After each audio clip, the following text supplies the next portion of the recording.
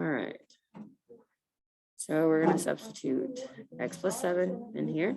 So we have x plus 7 squared minus 49. So you're verifying, and when you're verifying, that means you're just substituting in the values. So if I have x plus 7 squared, that becomes x plus 7 times x plus 7 minus 49. And then you're going to distribute. So we have x squared. We have 7x. We have 7x. We have 49 minus 49. So now you distribute, combine like terms. These cancel. Combine like terms. And we get x squared plus 14x. Does this equal x? No. So since it doesn't equal x, then these are not inverses. So it doesn't equal just x, so therefore not inverses. And then you keep going.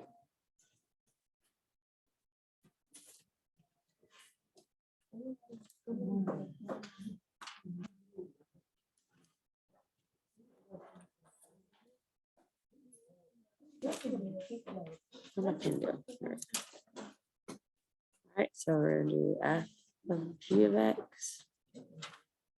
So that gives us f of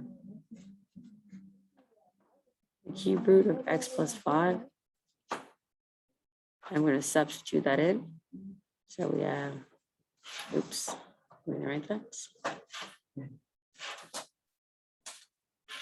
So we have the cube root of x plus 5. And we're cubing that minus 5. When you cube something, that sets it free, just like the square root. So we're left with x plus 5 minus 5. These are going to cancel out, and we get x. So a little trick of the trade here is that if one works, then the other ones typically always work. So we know that that one works. So when we test the other, so g composed of f of x, it equals g. And we're substituting in x cubed minus 5. And that equals, so where x is, so we have the cube root of x cubed minus 5 plus 5. And that equals, my 5s are going to, I'm left with the cube root of x cubed, the cube root and the cube cancel each other out, I'm left with x. So therefore, yes, these are inverses. All right, your last two sets.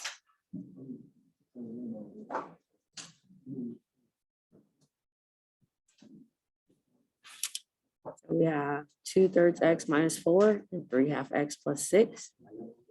So we're going to test f of g of x, which equals f of 3/2 x plus 6. That equals, so I'm plugging in x. So we have 2/3 times 3/2 x plus 6 minus 4.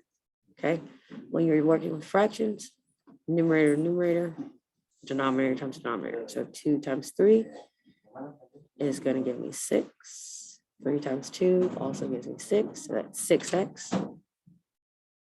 2 times 6 is 12. 12 times, and 3 times 1 is 1. And then minus 4. So I can keep simplifying this. So that gives me x plus 12 minus 4. Combine like terms, and that gives me x plus 8. This does not equal x. So therefore, these are not inverses. Okay.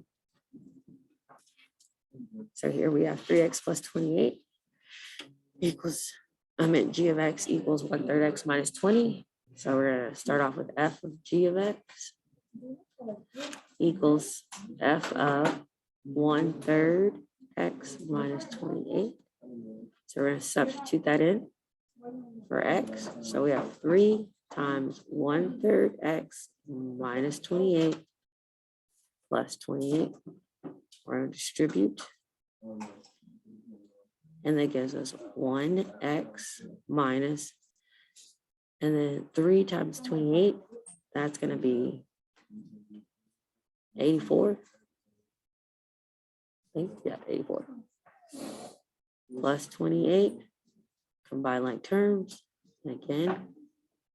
So we have 1x, and we combine like terms, and we have minus 56, which does not equal x. So then these are Mr. Chester, you was over this packet, right? inverses. It's not over. You didn't